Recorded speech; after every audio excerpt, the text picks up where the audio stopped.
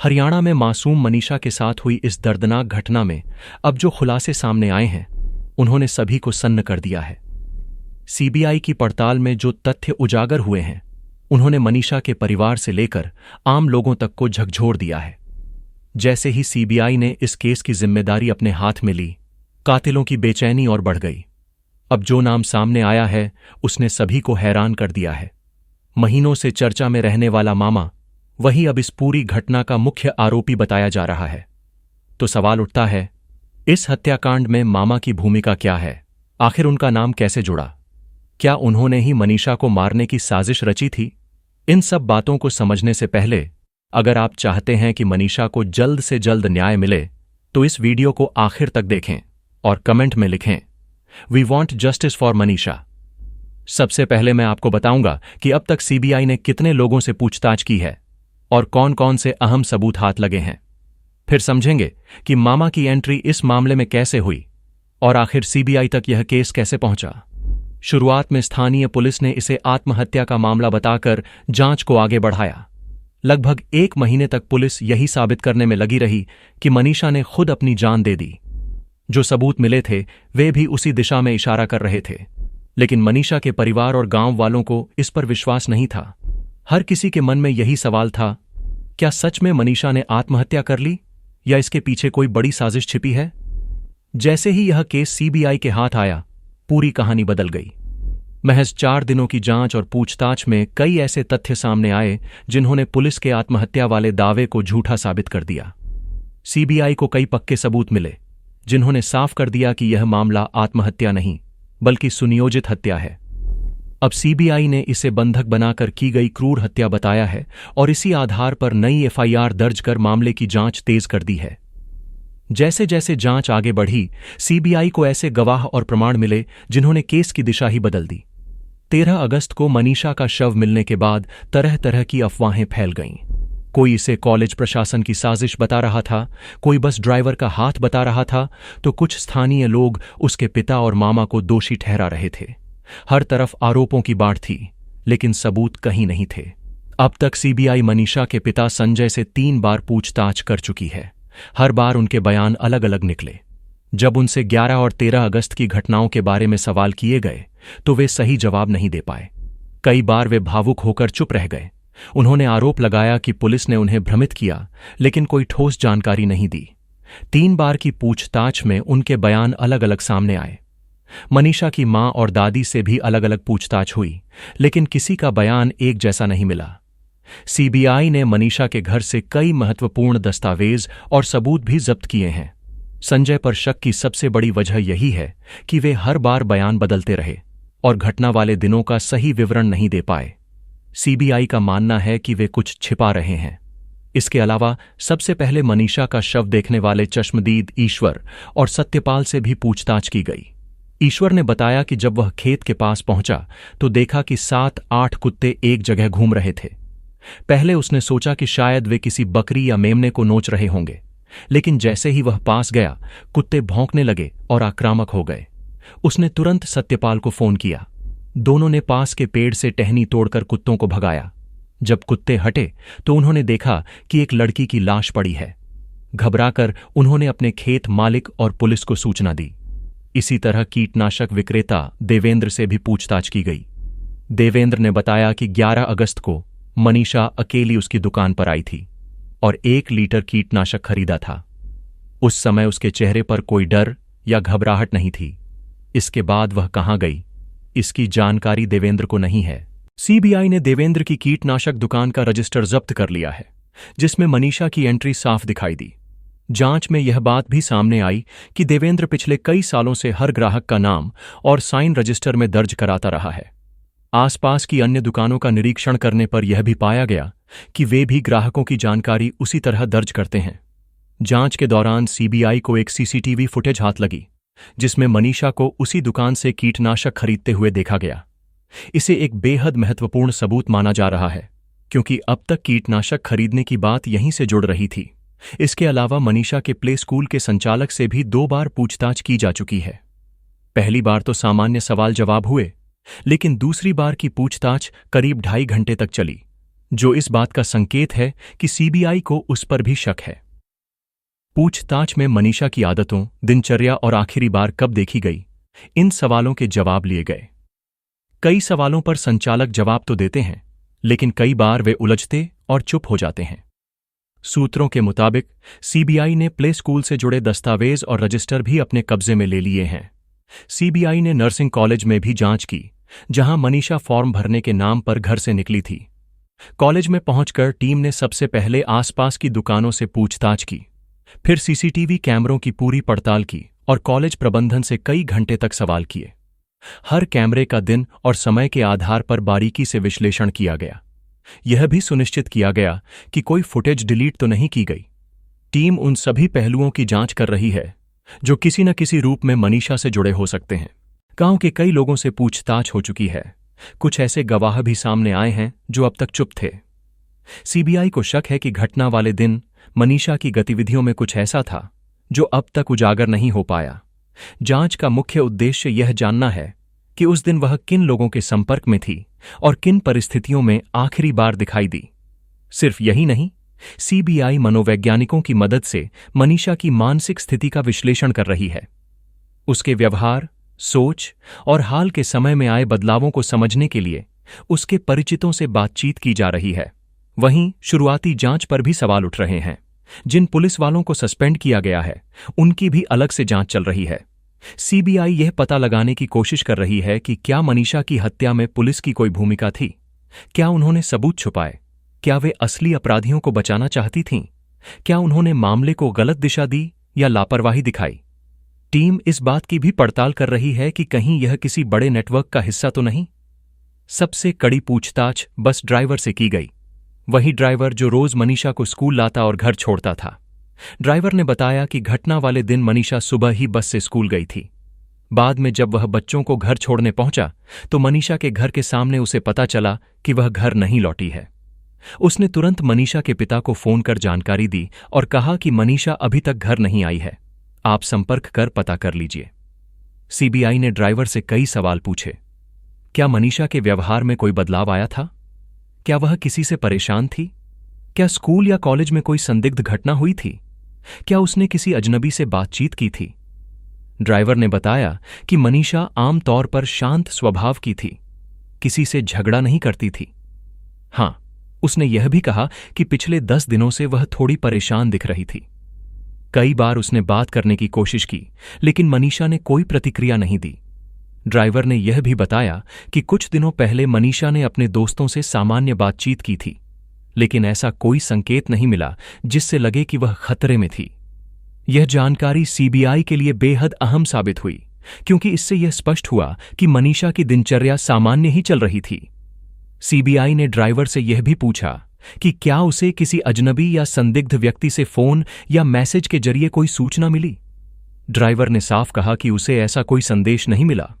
अब सबसे बड़ा सवाल यही है, आखिर मनीषा हत्याकांड में मामा का नाम कैसे आया? क्या उसने किसी साजिश के तहत मनीषा की हत्या करवाई? कई स्थानीय लोगों के बयान, मनीषा की कॉल डिटेल्स और व्हाट्सएप चैट्स से यह जानकारी मिली कि मनीषा का अपने मामा और पिता से कई बार झगड़ा हुआ था। यहां तक कि मामा ने उसे कई बार मारा पीटा भी था। लेकिन असली सवाल यह है, आखिर ऐसा क्या हुआ कि विवाद मारपीट तक बढ़ गया? इसका जवाब उस सच में छिपा है जो 2 महीने पहले घटा था और जिसे कई लोगों ने देखा था। मनीषा की कॉल डिटेल्स और चैट्स में भी इसकी पुष्टि हुई है। दरअसल मामला 11 अगस्त से नहीं बल्कि 10 जुलाई से शुरू हुआ था। 10 जुलाई को मनीषा ने घर वालों से कहकर निकलने का बहाना बनाया कि वह किसी काम से सिंघानी जा रही है, लेकिन वह सीधे बड़ाना पहुंची जहां उसकी क्लासमेट से मिलने की योजना थी। उस लड़के की उम्र मनीषा से लगभग 1.5 साल कम थी और वह अभी नाबालिग था। फिर भी दोनों चोरी छिपे मिलते रहे। 10 जुलाई को मनीषा उसी लड़की से मिलने होटल पहुंची, लेकिन यह मुलाकात उसके लिए मुश्किल बन गई। लौटते समय देर हो गई और उसके पिता ने देखा कि वह सिंघानी की तरफ से नहीं बल्कि भड़ाना की दिशा से आ रही है। शक गहरा गया और घर में पूछताछ शुरू हुई। आखिरकार सच सामने आया। दरअसल मनीषा की चचेरी बहन ने परिवार को बताया कि उसका एक लड़के से प्रेम संबंध चल रहा है। जैसे ही यह बात सामने आई, उसके पिता ने तुरंत उसका फोन छीन लिया। फोन का पासवर्ड चाचा की बेटी को पता था, इसलिए जैसे ही फोन अनलॉक हुआ, परिवार के सामने मनीषा और उस लड़के की चैट्स और कॉल रिकॉर्ड का पूरा सच आ गया। इसमें लगातार बातचीत, भावनाएं और उनके रिश्ते का हर पहलू सामने आ गया। 10 जुलाई की रात घर में भारी हंगामा हुआ। मनीषा के पिता ने उसे कड़े शब्दों में डांटा और समझाया कि अब वह उस लड़के से किसी भी तरह का संपर्क नहीं रखेगी। परिवार का सबसे बड़ा डर समाज और इज्जत का था। लोग क्या कहेंगे, यही सोच उन्हें अंदर ही अंदर परेशान कर रही थी। मामला छिपाना मुश्किल हो गया, इसलिए उन्होंने मनीषा के मामा को बुलाया। करीब 1 महीने पहले मामा मनुजता अपने साथ मनीषा के पिता को लेकर उसके घर पहुंचे। वहां मनीषा के साथ बेरहमी से मारपीट की गई। रिश्तेदारों के सामने ही मामा ने उसे कड़ी सजा दी। आरोप है कि मारपीट में उसकी कान की बाली टूट गई और खून भी बहा। इस पूरे घटनाक्रम का वीडियो सतवीर सिंह नामक चैनल पर उपलब्ध बताया जा रहा है। 11 अगस्त को मामा अपनी कार से ढाणी लक्ष्मण पहुंचे। वहां परिवार और मनीषा के बीच लंबी बातचीत हुई। मामा ने सीधे सवाल किए, कौन है वो लड़का, कैसे जानती हो, कब से संपर्क है? मनीषा ने बिना झिझक कहा कि वह उस लड़के से सच्चा प्यार करती है। उसकी जिद और हिम्मत परिवार को नागवार लगी। उन्हें डर था कि कहीं यह मामला गांव में फैल न जाए और परिवार की बदनामी न हो। बार बार समझाने के बावजूद मनीषा पीछे नहीं हटी। इसके बाद उसे फिर से पीटा गया। उसे धमकी दी गई कि अगर वह उस लड़के से संपर्क रखेगी तो परिणाम बुरे होंगे। लेकिन मनीषा छुपकर उससे मिलती रही। धीरे धीरे यह प्रेम कहानी मौत की साजिश में बदलती गई। 10 जुलाई को मनीषा उस लड़के से मिलने होटल पहुंची थी, लेकिन यह मुलाकात उसके लिए परेशानी का सबब बन गई। देर से लौटने पर उसके पिता को शक हुआ कि वह सिंघानी नहीं बल्कि भड़ाना की तरफ गई थी। घर में पूछताछ और मारपीट हुई। परिवार की चिंता और बढ़ गई। इस पूरे घटनाक्रम का वीडियो सुदेश नैयर नामक चैनल पर भी बताया जा रहा है, जिसे देखकर इस मामले की गंभीरता समझी जा सकती है। इसके बाद मनीषा उस लड़के पर शादी का दबाव बनाने लगी। लड़के ने साफ मना कर दिया। उसका कहना था कि वह नाबालिग है और बालिग होने से पहले शादी संभव नहीं है। साथ ही उसके घर वाले भी शादी के लिए तैयार नहीं होंगे। उसने कहा, मैं तुमसे प्यार करता हूं, लेकिन अभी कुछ नहीं कर सकता। जब मैं बालिग हो जाऊंगा तब 2 साल बाद शादी करूंगा। अभी भागे तो केस बन जाएगा। लेकिन मनीषा यह सुनकर और टूट गई। परिवार की रोज की मारपीट से परेशान होकर वह घर में रहना नहीं चाहती थी। वह बार बार लड़के से अपने प्रेम का इकरार करती, उसका साथ मांगती और उससे शादी की जिद करती रही। लड़के की असहमति और दूरी ने उसे और बेचैन कर दिया। धीरे धीरे उनका रिश्ता झगड़ों में बदल गया। लड़का बार बार पीछे हटने की कोशिश कर रहा था, जबकि मनीषा और ज्यादा भावुक होकर उसे मनाने की कोशिश करती। तनाव बढ़ता गया और मामला गंभीर रूप लेता गया। 10 अगस्त की रात 9 बजे से लेकर 2 बजे तक मनीषा ने उस लड़के से लगातार व्हाट्सएप चैट की। बातचीत में न रोमांस था, न सामान्य बातें, बल्कि रोना, शिकायत, मानसिक तनाव और बेचैनी से भरी बातें थीं। मनीषा ने लिखा, मेरे घर वाले रोज मारते पीटते हैं और अब तुम भी मुझसे दूरी बना रहे हो। मैंने तुम्हारे लिए परिवार से लड़ाई की है। अगर तुम साथ नहीं दोगे तो मैं जिंदा नहीं रह पाऊंगी। लेकिन लड़का नहीं माना। उसने जवाब दिया, मैं नाबालिग हूं। मेरे घर वाले शादी के लिए कभी तैयार नहीं होंगे। मैं तुमसे प्यार करता हूं, लेकिन अभी कुछ नहीं कर सकता। जब मैं बालिग हो जाऊंगा तब शादी करूंगा। अभी भागे तो केस हो जाएगा। इस असहमति ने मनीषा को और तोड़ दिया। अगले ही दिन यानी 11 अगस्त की सुबह उसने घर वालों से कहा कि वह नर्सिंग कॉलेज फॉर्म भरने जा रही है। रोज की तरह पहले प्ले स्कूल पहुंची, जहां वह पढ़ाती थी। दोपहर 1:58 पर वह वहां से निकली, लेकिन शाम तक घर नहीं पहुंची। 2 दिन बाद यानी 13 अगस्त को उसका शव बरामद हुआ। सीबीआई के पास मनीषा की व्हाट्सएप चैट्स और कॉल डिटेल्स मौजूद हैं। इससे साफ है कि वह लगातार एक लड़की से बातचीत कर रही थी। अब तक सीबीआई ने इस केस से जुड़े लगभग हर व्यक्ति से पूछताछ की है, लेकिन जैसे ही टीम मनीषा के मामा के घर पहुंची, वह वहां से गायब हो गए। सूत्रों के अनुसार मामा की भूमिका बेहद संदिग्ध है। सीबीआई के पास उनके खिलाफ कई मजबूत सबूत हैं। यही कारण है कि मामा फरार हो गए और अब उन्हें तलाशा जा रहा है। कई स्थानीय लोग बता रहे हैं कि मनीषा का प्रेम संबंध मामा को पसंद नहीं था। वह अक्सर गुस्से में रहते थे और कई बार मनीषा को पीटते भी थे। लेकिन जब मनीषा अपनी जिद पर अड़ी रही, पीछे हटने को तैयार नहीं हुई, तो आरोप है कि मामा ने गुस्से में आकर उसकी हत्या की साजिश रच दी। बताया जा रहा है कि मामा का पहले से आपराधिक रिकॉर्ड रहा है। वह कई बार जेल जा चुके हैं। यही वजह है कि शक की सुई सीधे उन्हीं पर जा रही है। कहा जा रहा है कि इस बात की भनक मनीषा के परिवार को भी हो चुकी थी। शायद इसी वजह से सीबीआई की पूछताछ में परिवार बार बार बयान बदल रहा है। हालांकि अब तक यह साफ नहीं हुआ है कि मामा वाकई फरार हैं या उन्होंने हत्या करवाई है। आधिकारिक पुष्टि नहीं हुई है। लेकिन जो भी इसमें शामिल है, चाहे परिवार का हो या बाहर का, अब बच नहीं सकता। सीबीआई हर कड़ी जोड़ रही है। हर रात से पर्दा उठाया जा रहा है। हर झूठ बेनकाब हो रहा है। जल्द ही वह चेहरा सामने आएगा जिसने मनीषा की जिंदगी छीन ली। अब बस इंतजार है उस पल का जब इंसाफ की दस्तक होगी और अपराधियों का खेल खत्म होगा। जांच अब उस मोड़ पर पहुंच गई है जहां हर उत्तर से ज्यादा सवाल खड़े हैं। मनीषा की मौत अब सिर्फ एक मामला नहीं, एक जिम्मेदारी बन चुकी है। इसे नजरअंदाज करना न न्याय होगा न इंसानियत। सीबीआई की जांच जारी है। कई सवाल उठ चुके हैं, लेकिन जवाब अभी धुंधले हैं। मनीषा की मौत हादसा थी या किसी बड़ी साजिश का हिस्सा, इसका फैसला आने वाले दिनों की जांच करेगी। कुछ लोगों का मानना है कि सीबीआई बहुत जल्द मनीषा को न्याय दिलाएगी, जबकि कई लोग अभी भी सीबीआई की जांच प्रक्रिया पर पूरा भरोसा नहीं कर पा रहे हैं। उनका कहना है कि पहले भी कई मामले लंबित रह चुके हैं और न्याय मिलने में देर हुई है। लेकिन इस बार जिस तेजी और गंभीरता से सीबीआई ने जांच शुरू की है, उसने हर किसी का ध्यान खींच लिया है। हरियाणा की मासूम बेटी मनीषा के मामले में जो खुलासे सामने आ रहे हैं, वे बेहद चौंकाने वाले हैं। सीबीआई की जांच में जो भी तथ्य उजागर हुए हैं, उन्होंने न सिर्फ मनीषा के परिवार को बल्कि पूरे इलाके को हिलाकर रख दिया है। जब से यह केस सीबीआई के हवाले हुआ है, तभी से कातिलों की रातों की नींद उड़ गई है। और अब जो नाम सामने आया है, उसने सबको हैरान कर दिया है। जिस मामा का महीनों से जिक्र हो रहा था, अब वही इस हत्या का मुख्य आरोपी बताया जा रहा है। लेकिन सवाल ये है, मामा की इस पूरी घटना में क्या भूमिका रही? आखिर उनका नाम अब क्यों सामने आ रहा है? क्या वही मनीषा की हत्या की साजिश में शामिल थे? ये सब जानने से पहले अगर आप चाहते हैं कि मनीषा को जल्द न्याय मिले, तो इस वीडियो को अंत तक देखें और कमेंट में लिखें, we want justice for Manisha. सबसे पहले मैं आपको बताऊंगा कि अब तक सीबीआई ने कितने लोगों से पूछताछ की है और कौन कौन से अहम सबूत हाथ लगे हैं।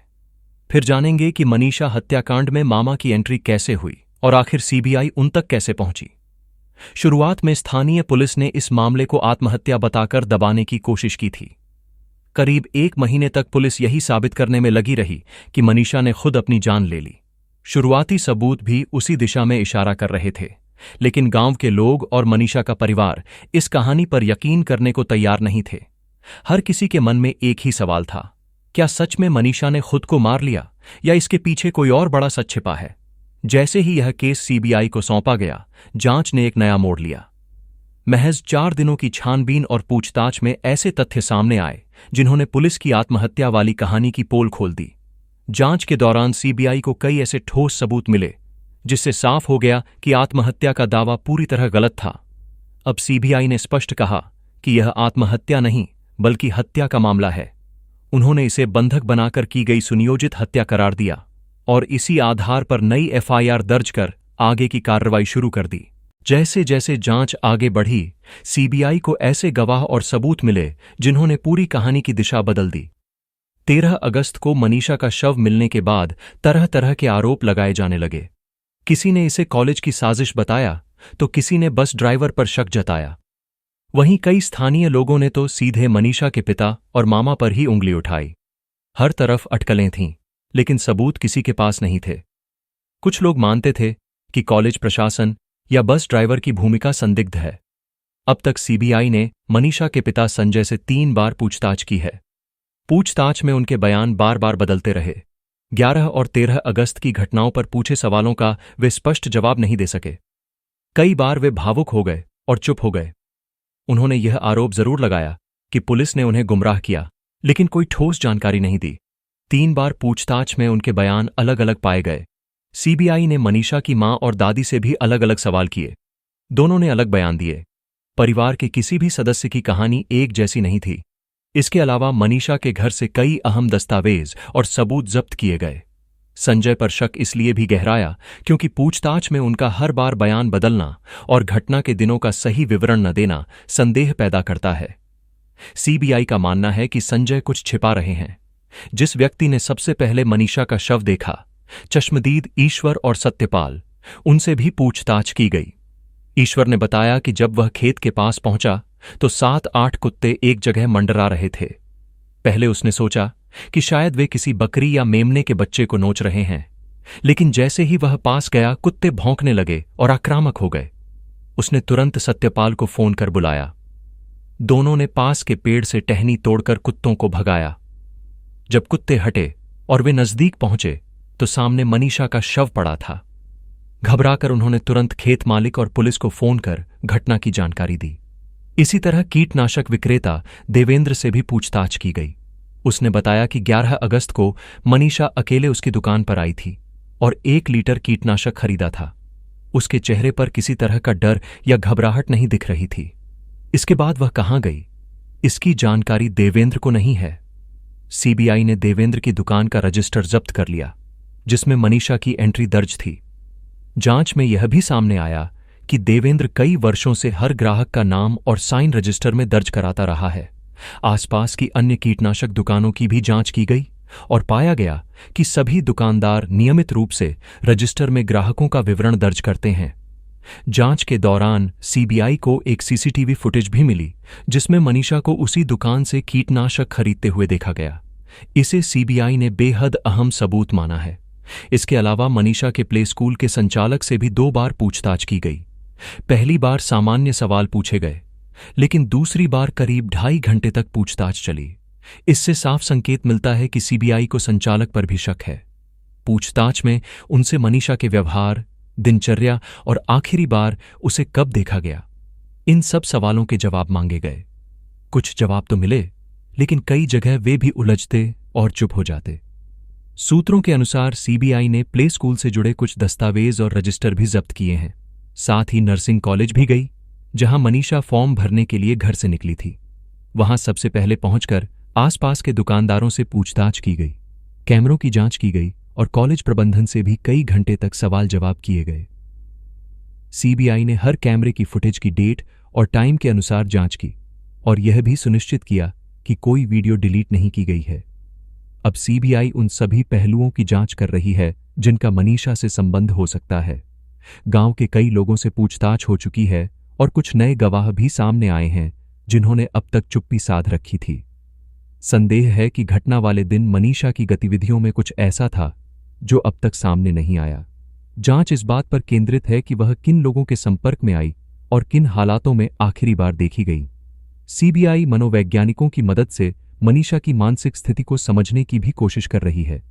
उसके सोचने समझने के तरीके, व्यवहार और हाल के महीनों में आए बदलावों को लेकर उसके जानने वालों से बातचीत की जा रही है। स्थानीय पुलिस की शुरुआती जांच पर भी सवाल उठ रहे हैं।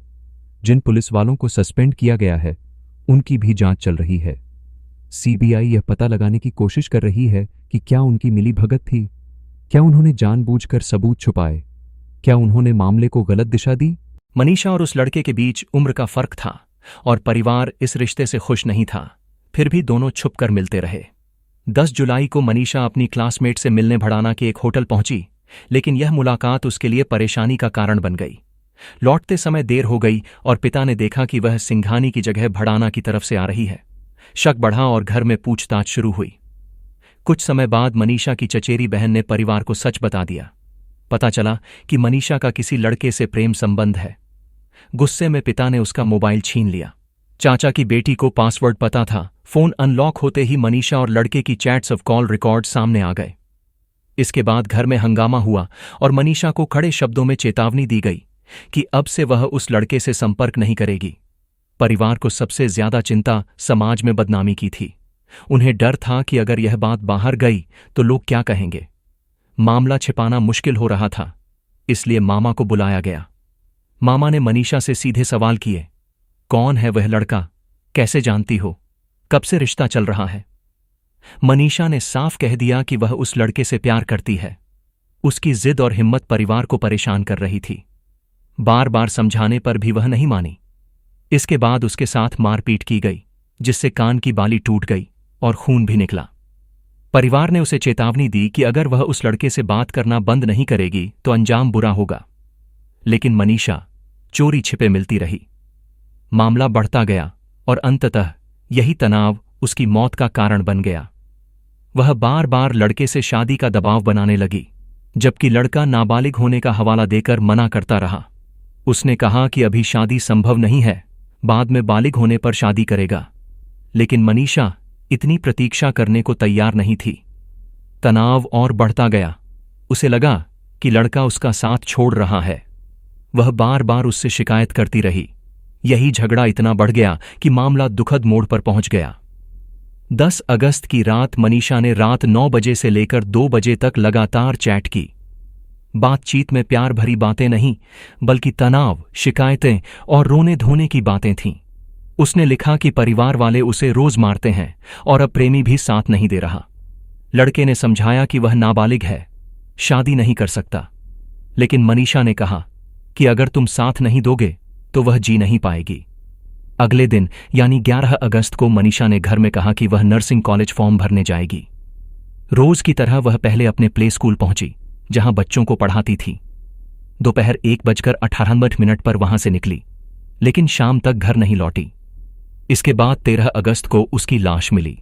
सीबीआई के पास मनीषा के व्हाट्सएप चैट्स और कॉल रिकॉर्ड्स हैं, जिनसे पता चलता है कि वह लगातार उस लड़के से बात करती थी। अब तक सीबीआई इस केस से जुड़े सभी लोगों से पूछताछ कर चुकी है। सूत्रों के अनुसार जैसे ही टीम मनीषा के मामा के घर पहुंची, वह वहां से गायब हो गए। मामा की भूमिका संदिग्ध बताई जा रही है और उनके खिलाफ कई सबूत भी मिले हैं। इसी वजह से वह फरार हैं और सीबीआई उन्हें खोज रही है। स्थानीय लोगों का कहना है कि मनीषा का प्रेम संबंध मामा को बिल्कुल पसंद नहीं था। गुस्से में कई बार उन्होंने उसे पीटा भी। लेकिन जब मनीषा ने अपनी जिद नहीं छोड़ी तो आरोप है कि मामा ने गुस्से में आकर साजिश रचते हुए उसकी हत्या करवा दी। बताया जा रहा है कि मामा का आपराधिक इतिहास रहा है और पहले भी जेल जा चुके हैं। यही वजह है कि शक सीधे उन्हीं पर जा रहा है। परिवार बार बार बयान बदल रहा है। यह भी कहा जा रहा है कि मामा की असलियत परिवार को भी पता चल गई है। हालांकि अभी तक यह साफ नहीं है कि मामा फरार हैं या हत्या करवा चुके हैं। इसकी आधिकारिक पुष्टि नहीं हुई है, लेकिन अब यह साफ है कि जो भी इस हत्या में शामिल है, चाहे घर का हो या बाहर का, बच नहीं पाएगा। सीबीआई एक एक सुराग जोड़ रही है और हर झूठ को बेनकाब कर रही है। बहुत जल्द सच सामने आएगा। वही चेहरा उजागर होगा जिसने मनीषा की जिंदगी छीन ली। अब बस इंतजार है उस पल का जब इंसाफ होगा और दोषियों का खेल खत्म होगा। यह मामला अब एक जिम्मेदारी बन चुका है, जिसे नजरअंदाज करना न तो न्याय होगा और न इंसानियत। जांच जारी है। कई सवाल उठ चुके हैं, लेकिन जवाब अब भी साफ नहीं है। मनीषा की मौत हादसा थी या बड़ी साजिश, इसका फैसला जल्द होगा। कुछ लोग मानते हैं कि सीबीआई न्याय दिलाएगी, लेकिन कुछ अभी भी उसकी कार्यशैली पर शक कर रहे हैं। फिर भी जिस गंभीरता से जांच चल रही है, उससे उम्मीद है कि सच सामने आएगा।